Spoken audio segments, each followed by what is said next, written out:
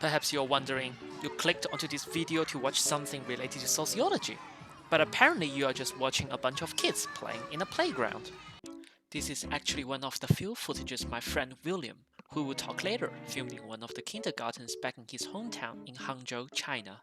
Almost the very first institution children attend in a very early age, kindergarten become one of the most important places where children learn basic social skills such as improving cognitive functioning and socializing with others of similar age by communicating and doing things together.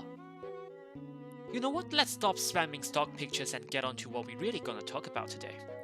How sociology theories are reflected in activities in kindergarten. And also don't ask me why a kindergarten in China, because I feel like this might be something fresh to the people who watch this video, which equals more fun. But seriously though, using a Chinese kindergarten as an example provides insights to how child development takes place in a country with a different culture, which is important in disciplines such as sociology and psychology. And today, this video will heavily base its theories on George Mead. But out of all these theorists, why Mead?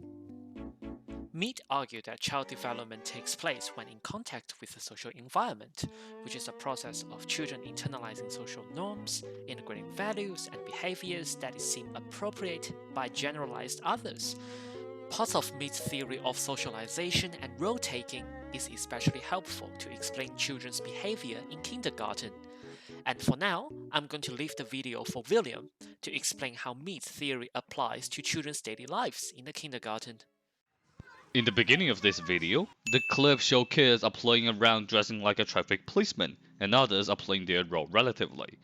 That was a perfect example of George Mead's theory of socialization and role-taking. According to Mead, the first stage of that is imitation.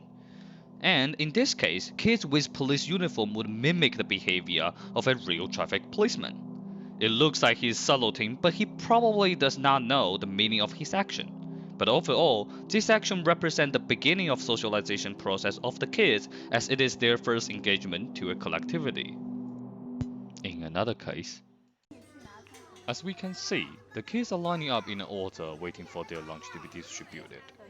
For kids at a lower age, they do not have clear enough of ideas about what kind of action are favored in this kind of scenario. But in this case, why would all the kids do such a good job where they line up well while not causing any chaos? The answer is also in George Mead's theory, the significant others. This class contains kids aged from 3 to 5 years old. It is obviously that the older brother and sisters are modeling the behavior of the younger ones. Even though without the instruction from the teachers, the younger groups still follow older ones' behavior to line up well because they now know that is what they are supposed to do.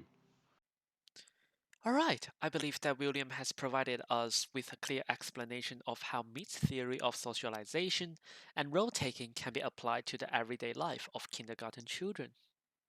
Before the end of this video, because both William and I are also psychology students, we feel the obligation to mention Lev Vygotsky, a great Soviet psychologist.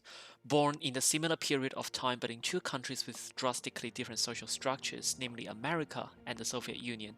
Vygotsky and Mead has never met each other, but they suggested extremely similar notions of the importance of significant others on child development. In comparison, while Mead's theory focuses on how children learn about the society by role-taking and significant others, Vygotsky suggested how children can better develop with the help of significant others, which is the zone of proximal development. This shows, although being based on different theories, both sociology and psychology help improve human condition by looking into society and development in different approaches. I hope you have enjoyed this video.